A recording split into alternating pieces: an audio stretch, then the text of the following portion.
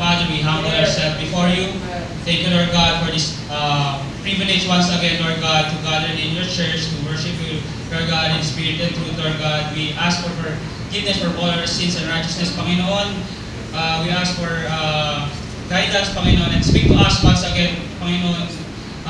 Imuhin po, Panginoon, ang aming puso na bumalik kami, Panginoon, kung ano man ang iyong kagustuhan, and that's missions, Panginoon, and that's supporting missionaries, Panginoon. Binabalik kami pagpulit pasasalamat. Ito ay aking samot na langin sa katamis na pangalan ni Jesus. Amen. Maraming pa kayo makaupo. Now, the rope holders for missions. You know, today, this missions conference is for us to get in contact. We've graduated in Bible College. No, there's a lot of things, no, na nangyayari at nagbabago-bago, no, sa churches, and we've always been reminded that we stick on the basic. And what is new is not true, and what is true is not new. That's why it's very important to us preachers to study the Word of God. Yeah. You know, and this conference is all about missions. This is the great commandment, great commission of what the Lord has given to us. You know, sadly, there's a lot of churches na naiiba na po, no, ang mga pinapahalagahan, no, sa kanilang churches. Let us go back to basics. Soul winning and sharing the gospel. You know, then this afternoon, no, I just summarize this because we're both been encouraged, no, dun sa mensahe. Holding a rope means to support and to guide, to hold and to keep and to carry, to secure, or pagbibigay ng alalay. You know, brethren, when it comes to missions, the importance of the rope and the rope holders is the most important thing for the missionaries. You know, and not only for missionaries and for all God's workers and laborers. It includes our pastors, church leaders, full-time workers, and everyone who surrendered themselves in the work of the Lord in the vineyard. When you hold the rope for them, it shows love, care, encouragement, and they have to, as they go on forward, in fulfilling the Great Commission that was mandated to us by Christ in reaching the lost with the gospel. As we hold the rope for missions, tandaan po natin that let us be practical. Lagi na po natin naririnig that they cannot go around without around. And you know, folks, that every ministry is the result of giving. Lagi pong sinasabi sa mga young people, kaya hindi pa naman ako pastor, I'm just impostor. Hindi pa ako pastor, but I thank God I'm always available. Kung ano man ang panawagan sa akin ng Panginoon, in local or foreign, I'm just available, and let God do His plan for me. I always remind our young people, kung pupunta tayo doon sa ating outreach program, how can we go there? Kailangan natin ng sasakyan. And paano ba tumatakbo ang sasakyan? Kailangan din ng gasolina. Paano tumatakbo ang gasolina? Hindi naman pwede sa sabi ko yung nagbibigay ng tax rod. Pwede ba matagan na lang kita ng trucks at i-full tank mong salakyan? Di mapunta kami sa outreach, masul winning kami. Ang balik sa akin sa gas station, ano, trucks nang hinahambal mo? We need finances, kapatid. Right. And that's really true. They are missionaries, they cannot go around with around. Yes, sir. You know, missionaries also face a lot of challenges during preparations. You know, during our preparations dito po sa aming missions conference, honestly, no, we been challenged through emotionally and spiritually and honestly financially po, mga kapatid. But all these things, no, ay aming nalagpasan by the grace of God and prayers. You know, let us always be reminded that the reason all of this is missions. And the main purpose of this conference is to encourage each and every one of us to be a partaker of doing the Great Commission of what the Lord has commanded us in Matthew 28:18-20. And also be reminded that the mission of church is missions at wala na pong iba.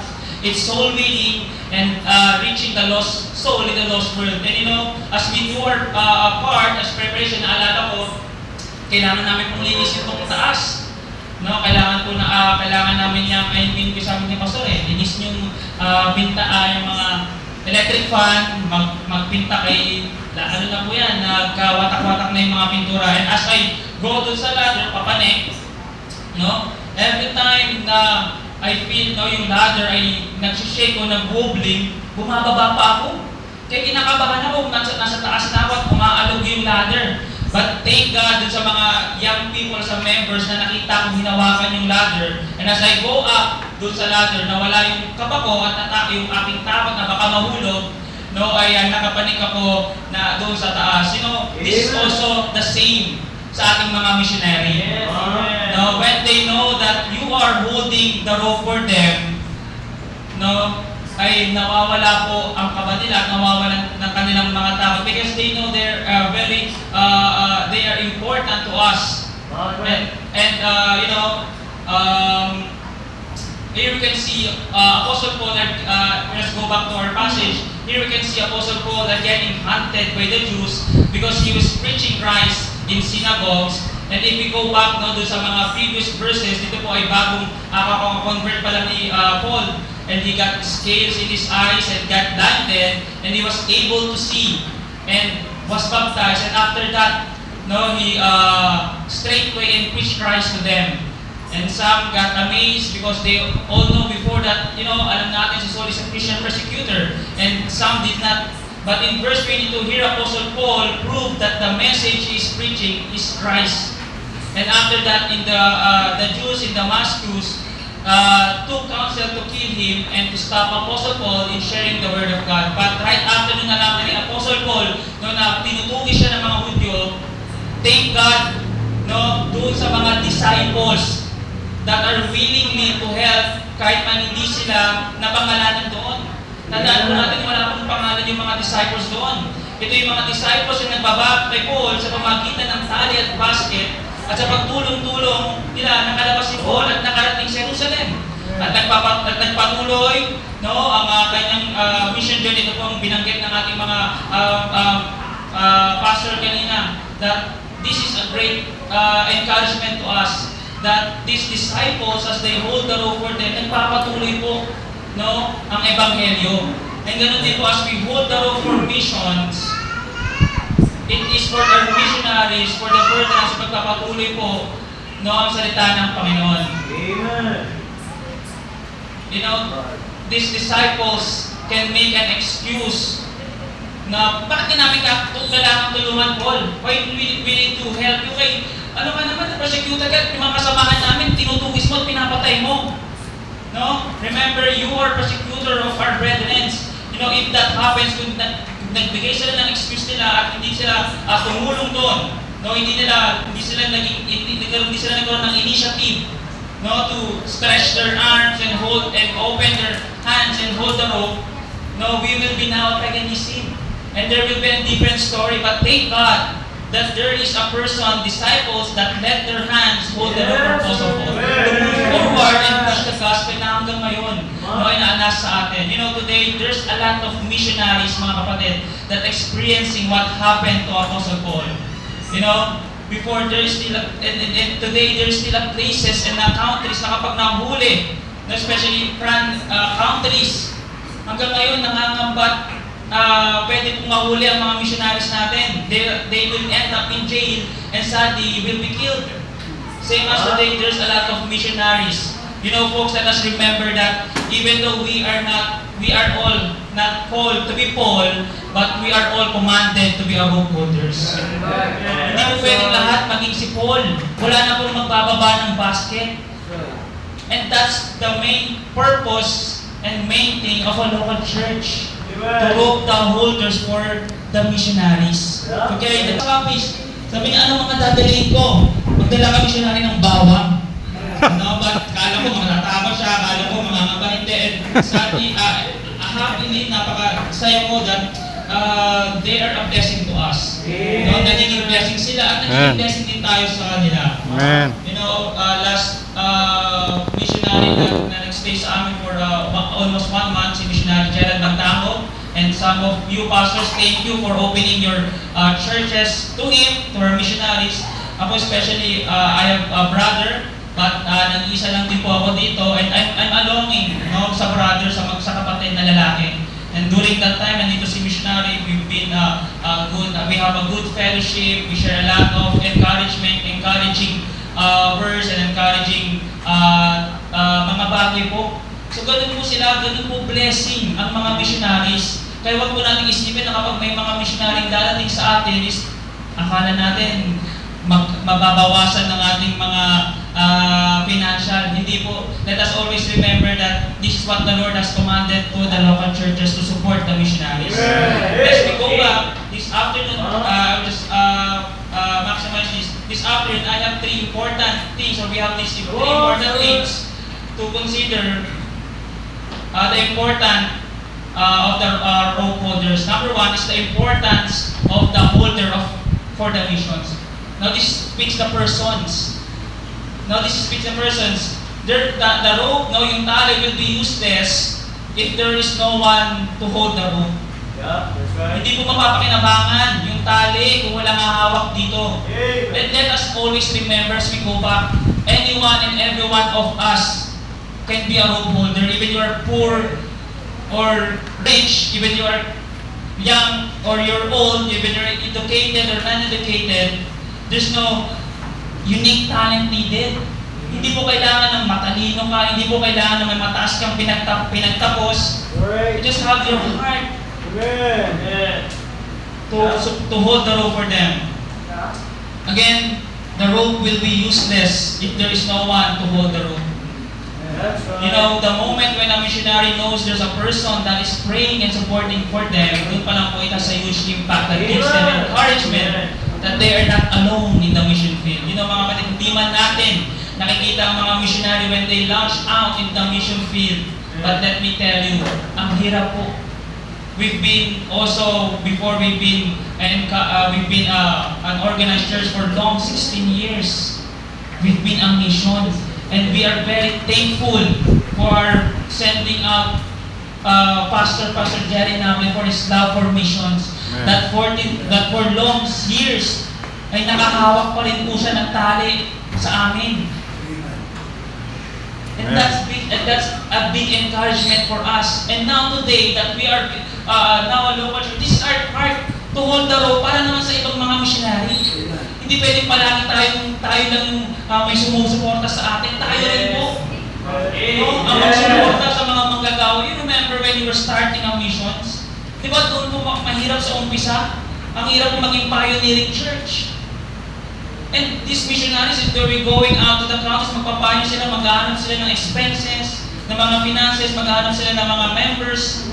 Kaya po naalala ko, sinabi sa akin ng teacher ko, Brad, kapag nasa mission field ka na,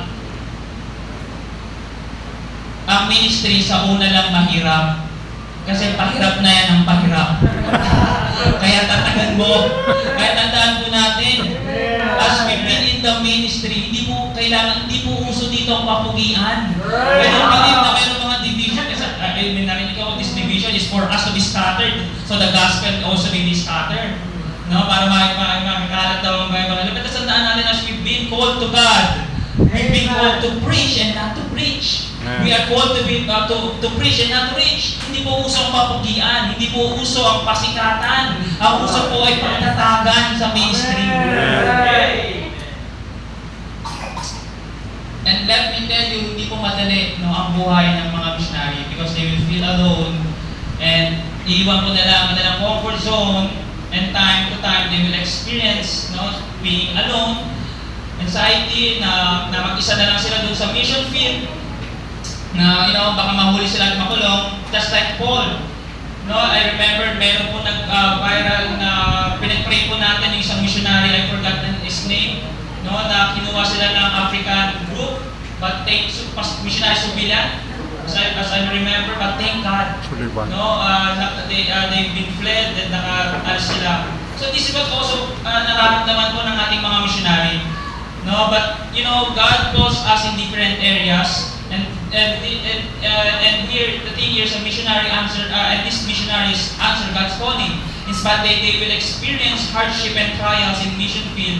Kaya napakalaki po ng bagay na malaman nila na mayroong local churches na sumusuporta sa kanila. Naparating bagay na po and will instinct strength to them in their weakness. Yung act lang po ng ito lang po sinasabi sa mga young people namin. No, and every time you have mga Facebook, kaysa magsayang-sayang ka ng Facebook, you add missionaries. Yung chat them, we praying for you missionaries. How are you dyan in the mission field? But it's a great encouragement. Because as they've been in the country, they will feel alone. No, kaya yung mga simple act po is they will give them encouragement. Just like Paul, no, na pwedeng, again, I do believe na kapag, and let's go back here, no, take note of the word disciples. Here, take note of the words of disciples is in a plural form and not in singular. That means hindi lang po iisa ang humawak doon sa tali. Hindi lang po iisa ang nagbabagay Apostle Paul dahil believe na kapag iisa lang po ang humawak doon sa tali, no, kaya Apostle Paul may chance na mahulog. No, at pwedeng magkabali-bali yung buto ni Paul dahil, you know, kung sinlaki ni Pastor Abisola si Paul, hindi ko kakayanin mag-isa yun, o Pastor Vigo. No? Yung mga macho. Hindi ko kakayanin mag-isa yun. So I need someone, I need na kasama. And that's also in holding the rope for missions. That's why we've been encouraging more churches and pastor to partake in the Great Commission. Hindi lang po ito kakayanin ng Bethany Makati. Kung kaya po ng Bethany Makati na suportahan lahat ng missionary, hindi na po umiikot yung mga missionaries. Because they are, they want to open and for us to be partake and be a partner in the missions. Amen. Again, this word is disciples and not disciple, meaning not only one, but more than one ang tumutulong at tumulong sa kanya nag-hold ng tali. In our time today, no, let us also be partake. Honestly, hindi nga po madali. No, it will cost us. That's why, you know, our enemy is making division. Amen. You know, meron pong mga division, and for us, young preachers or young pastors or mga Bible college student, no, let us stick on what the Bible says. Dito na po tayo mananatili sa salita ng Panginoon at wala na pong iba. No, we don't need any kaaway. Hindi po natin kailangan nun, mga kapatid. No, merong mga ganyan at it will just slow our momentum in the mission field. No, naalala ko nga po, merong isang member or lalaki lumapit sa akin, pastor nyo ba yun? Sabi ko, oo, pastor pa talaga yun. Bakit laging galit? Laging sumisigaw sa pulpit. Sabi ko, Brad, tatay ko yan, pastor yan. Nakakatakot, hindi yan pastor eh. Sumisigaw. Sabi ko, Brad, kahit sumisigaw yan, balaan mo, yan ang pinaka-sweet na tatay. Yan ang pinaka-sweet. Sabi ko, naman paano mo na sweet na tatay yan? Sabi ko, Brad, chinek ko yung blood sugar niya kanina, umabot ng 300. Ako, sobrang tamis. Oo, ang taas na ng diabetes. Again, that's why we are here giving encourage for you, for us, and all of us to be part in holding the rope for them. Hindi lang po kami let us always, and let us stay to the point. No, there are, maybe we're thinking, para lang yan sa mga Davao churches, para lang yan sa mga churches sa city, kaming mga diri sa bukid ay hindi na kami pwede dyan. Let us always remember, dati let us honest, hindi po ganito pa na-bless itong simbahan. Wala pa po kaming tiles and wala po itong aircon, wala po itong electric fan, but as we give support to the missionary, God bless us. Kaya natin hindi po person ang pag-support sa mga missionary. This is for the furtherance of the gospel. At iwasan po natin yung mga misunderstanding isa-isa. No? In 1 Corinthians 1:10, now I beseech you, brethren, by the name of the Lord Jesus Christ, that ye all speak the same thing, that there be no division among you, that they be perfectly joined together, and in same mind, in same judgment. In Psalms 131, behold, how good and how pleasant it is for the brethren to dwell together in unity. Let us have unity. No, maybe we can have a different, maybe you have some disapproval. Meron tayong mga iba-ibang disapproval. Pero when it comes to soul winning, when it comes to mission, let us have unity. Doon lang po tayo nagkakaisa. And the moment we hold the rope for missionary, we already being part of the mission journey. Yes, sir. You know, hindi nga napangalanan yung mga disciples dito eh. No? After the next verses, wala na, hindi na nabanggit yung mga disciples. But you know, no, the act or yung kanilang pag-hold ng the rope for them, no, is napakalaking impact, no, na natatamasa po natin ng Ebanghelyo ngayon. Kabilang po sila sa kaparaanan na hanggang dito po sa atin nakaabot ang Ebanghelyo at tayo ay naligtas. At ganoon din po tayo kapag tayo ay sumusuporta sa missionary. No, let us then remember, no, yung mga kaluluwa ng mga naidadala ng ang mga missionary na sinusuportahan natin sa Panginoon at nakakilala sa Panginoon, ay kasama po tayo doon. Kasama po tayo sa reward, no, ng mga sinusuportahan nating missionary. Kaya ganoon nilang po ang kahalaga, no, na merong tao, merong disciples as the missionaries falling, as the missionary, no, praying, no, for there will be also same disciples na tumulong kay Apostle Paul today. Secondly, the importance of giving our resort for missions.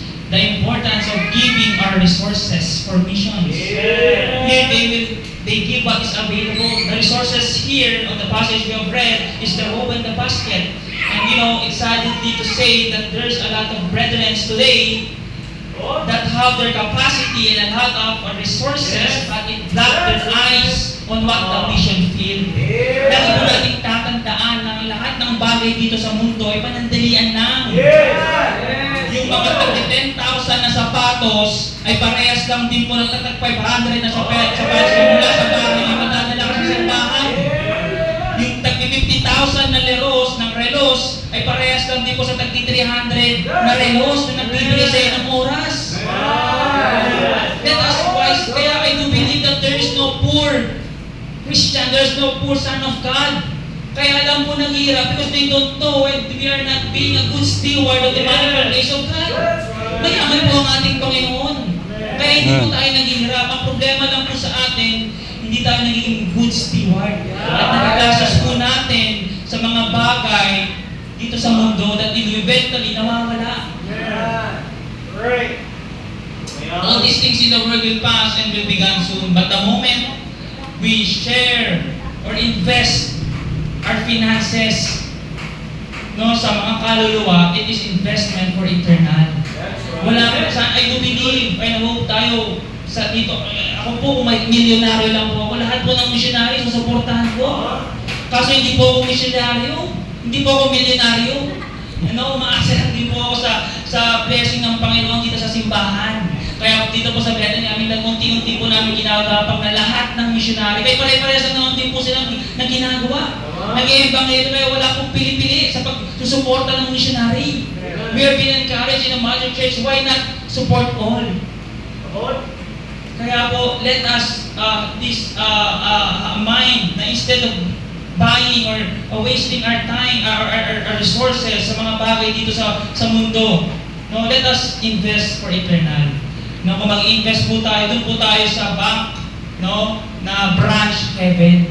No, wag po tayo mag-invest sa we do sometimes we will think doon kami nag-invest sa land bank na may magandang investment. No, dito kami nag-invest sa BDO bank na may magandang investment. But ang pinakamagandang branch po na pwede natin mag-investment ay doon po sa langit. While we look not on the things which are seen, but the things which are not seen, for the things which are not seen are temporal, but the things which are not seen are eternal. In Colossians, you set your affection on things above and not on the things on the earth. Sometimes we hold the rope, minsan, let us be honest. No, as we hold the rope, sumasakit din po, no, ang ating kamay, no, hawak mo yung tali, nagkakasugat-sugat po yan. But this is the worthy, no, sacrifice. When it comes to giving, kasama po at kapatid na po dyan ng sacrifice. As we remember that God is our greatest example when it comes to giving. When He gives only begotten Son.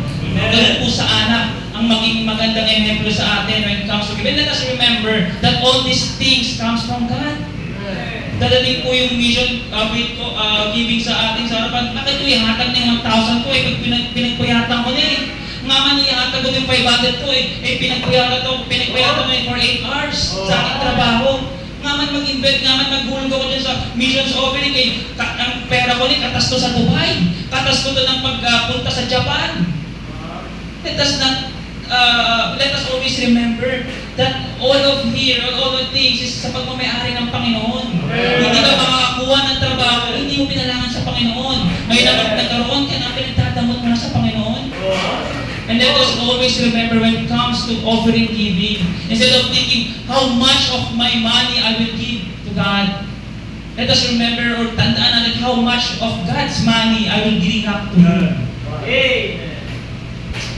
In Hebrews 13:15 to 16, by Him therefore let us offer the sacrifice of praise to God and give freely, that is the fruit of our lips, giving thanks to His name. But do good and to communicate, forget not, for which as sacrifices God is well pleased.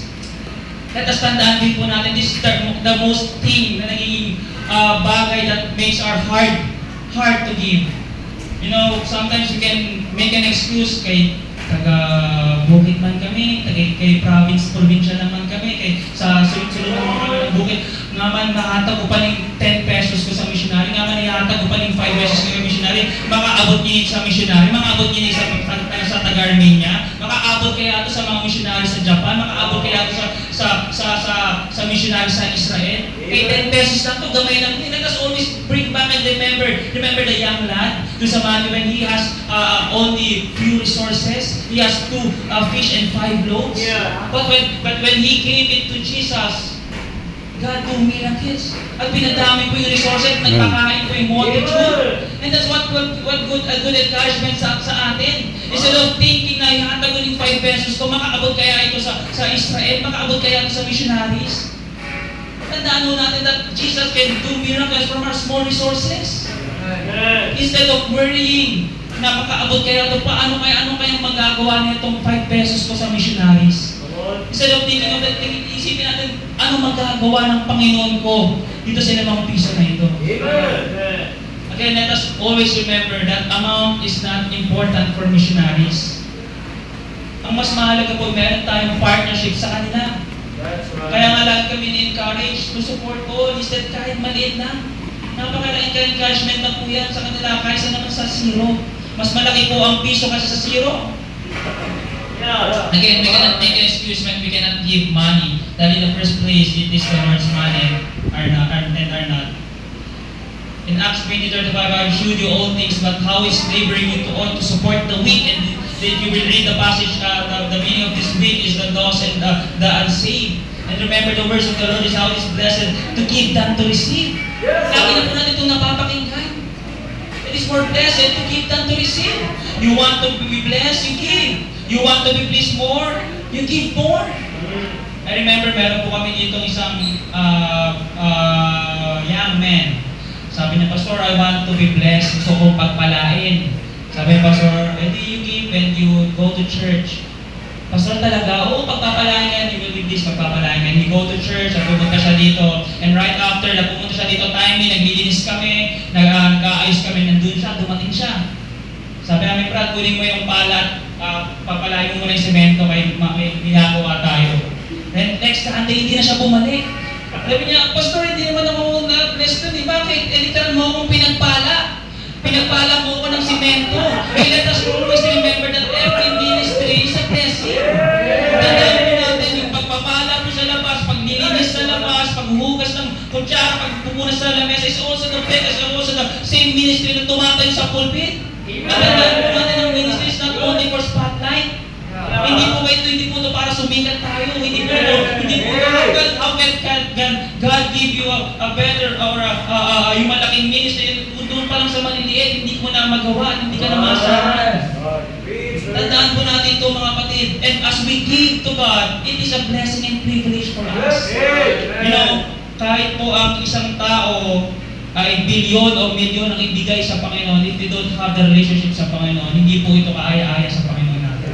But now that we are saved, even small or large or big, even small kahit maliit lang, but ito'y galing sa ating puso with our cheerful hearts, nakapag-paaya at nag-bless po ang Panginoon sa atin.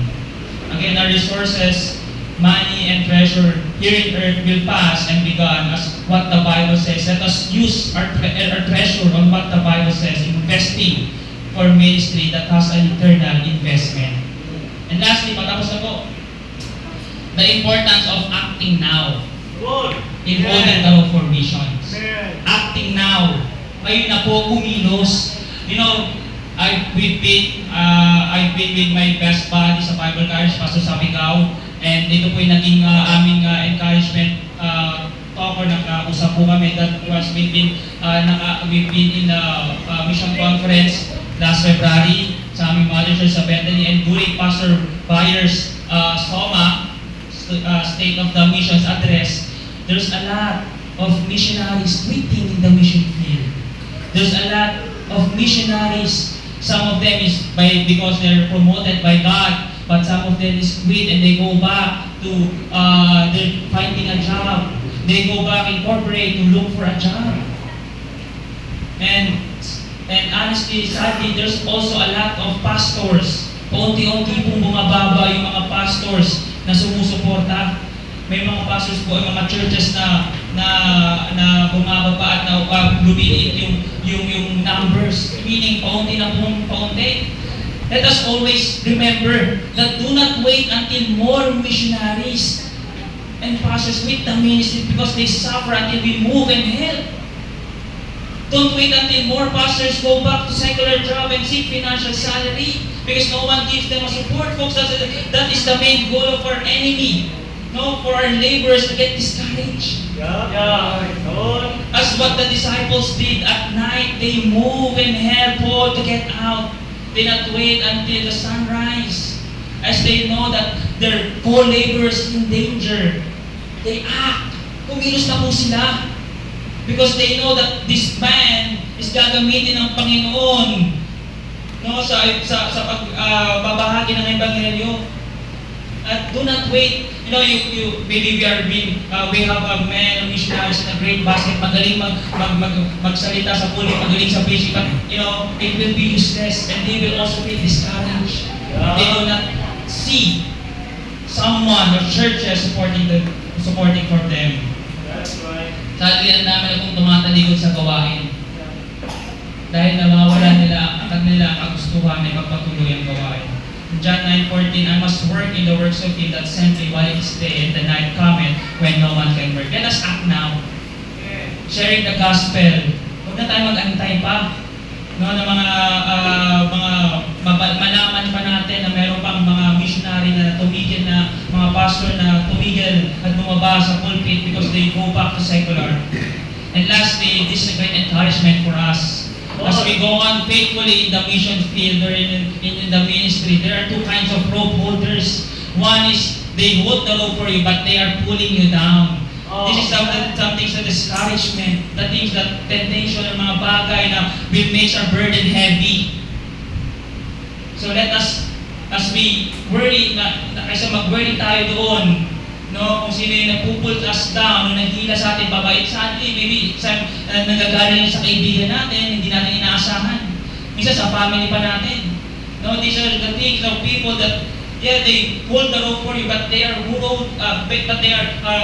holding the rope and pulls you down. Kaysa ma-stress tayo, kaysa maubos yung momentum natin sa gawain, no, let us look up and focus who's pulling us up. That's who's holding the rope for us pataas, and that gives us encouragement. That's Jesus, and that's our Lord Jesus Christ. If you are one with Christ, you understand that missionaries are important to the work of the Lord. You are saved because God used someone to reach you and preach the gospel. By supporting missions, you will be part of the ministry of the missionaries that preach the gospel to every part of the world. You know, the rope holders are overjoyed Christians because they know that our sacrifices pays off. Let us now hold the rope for missions, mga kapatid. Yes. This is what the Lord commanded in the local church, to be a supporter for the missions. Let us stand up and let us pray. Nakilang Diyos, maraming salamat po, Panginoon, sa makatapos na itong afternoon service, Lord God, as we have this last part of our missions conference, Panginoon. And as we do commitment sa iyo, Panginoon, as we heard your message for the great people, Panginoon, ay magamit at ma-re-echo namin ito sa aming mga kanya-kanyang simbahan to challenge our people, Panginoon, to love and support missionaries, Panginoon. As we also have this last part of our missions conference, Panginoon, later on we'll be having all the slips from Asia Baptist Training House, at doon po, Panginoon, ang mga pangalan ng mga missionaries.